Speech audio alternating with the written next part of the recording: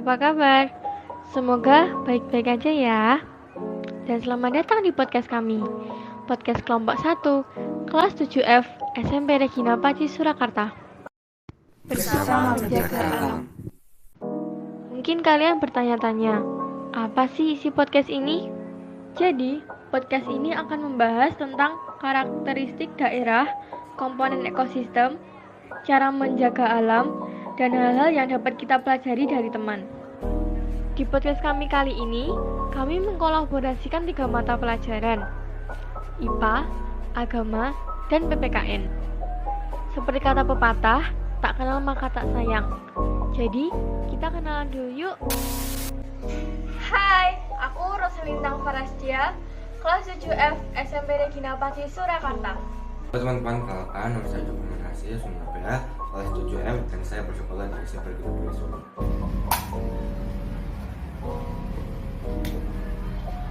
Halo, nama aku Gerardus Arda Prasetyo dari kelas 7F SMP Regina Paci, Surakarta. Hai, saya Michelle Gratia Rajeng dari kelas 7F SMP Regina Paci, Surakarta. Sebelum kita lanjut, tolong bantu kami dengan menekan tombol like di video ini dan dukung channel ini dengan menekan tombol subscribe. Terima kasih.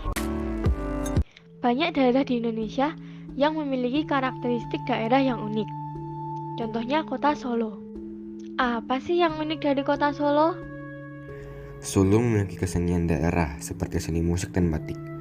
Dan juga Solo memiliki beberapa tempat wisata, contohnya Taman Balai Kambang, Istana Mangkunegaran, Monumen Pers Nasional, Taman Sriwedari, Alun-alun Kidul, dan masih banyak lagi. Selain kesenian daerah dan tempat-tempat wisata, Solo juga memiliki alam yang indah, tanah yang subur, dan juga sawah yang terbentang luas. Hal ini dikarenakan Solo merupakan daerah dataran rendah. Ngomong-ngomong soal sawah, tahu nggak sih apa aja komponen-komponen yang ada di sawah? Sebelum kita membahas komponen yang ada di sawah, aku bakal jelasin dulu apa itu komponen. Jadi, komponen adalah bagian dari keseluruhan atau unsur yang membentuk suatu sistem atau kesatuan. Komponen ekosistem dibagi menjadi 2, yaitu abiotik dan biotik. Contohnya ekosistem sawah. Sawah merupakan ekosistem buatan yang memiliki komponen abiotik antara lain tanah, udara, matahari, air, batu padi, lumut.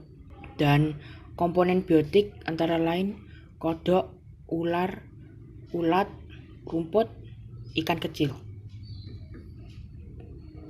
Nah, itulah penjelasan tentang komponen sawah. Masih ada satu lagi ekosistem yang akan kita bahas, yaitu ekosistem sungai. Sungai merupakan ekosistem alam. Aku punya seorang teman yang rumahnya dekat dengan sungai. Dia berkata di sungai ada beberapa komponen. Komponen biotik di sungai ada ikan, katak, cacing, enceng gondok, ular, dan yuyu.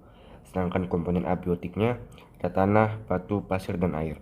Selain menjelaskan tentang komponen-komponen sungai, dia juga menjelaskan cara menjaga ekosistem sungai.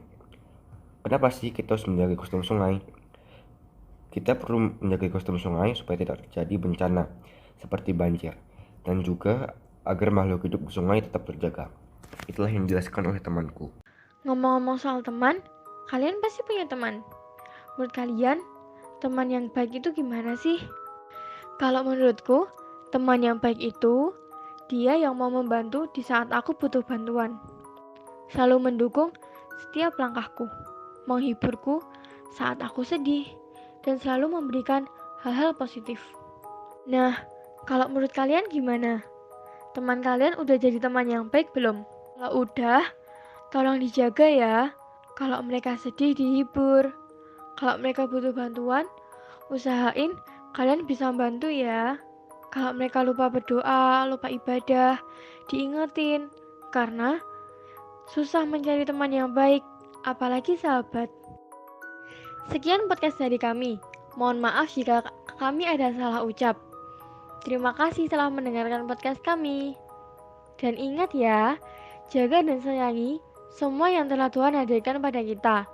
Mereka butuh kita butuh mereka. Semangat!